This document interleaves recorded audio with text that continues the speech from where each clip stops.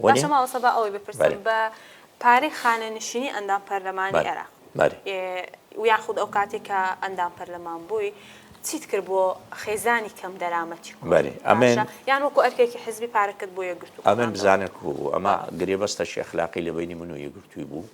ئەوەی وەری دەگرم نیوەی بدەمە یەکگرتووی 150 ئەوە ئیمزامان کرد و پێشی دەربچیت لەبەرەوە کەوارم دەگرت نیوەمان دەدا دوو ئەمن ئەو کاتە حاجی کاروان ڕێکخراوە چێ بۆ ئێستا ژماتی بەختەوەری هەموو مانجێ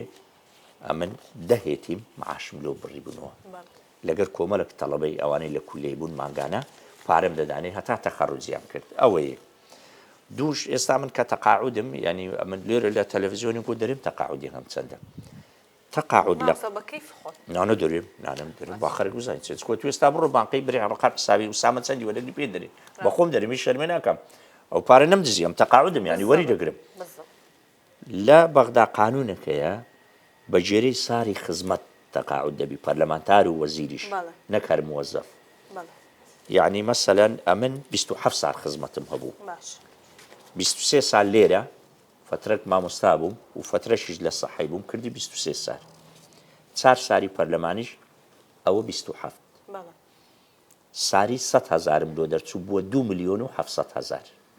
سەتادەی شەهادەی باوێ سەرێ کە بەکەلیۆرۆسم هەبوو وەختی بووە تقریبا 3,200,300 لە بەغدای حکوومەتی عێراق لە قانونی تەقاعودێک شتەکەی پێی دەرێن غەلا مەعیشی یعنی یارمەتیدانی خەرج لە ڕووی گوزەران چونکە وەزع باش نییە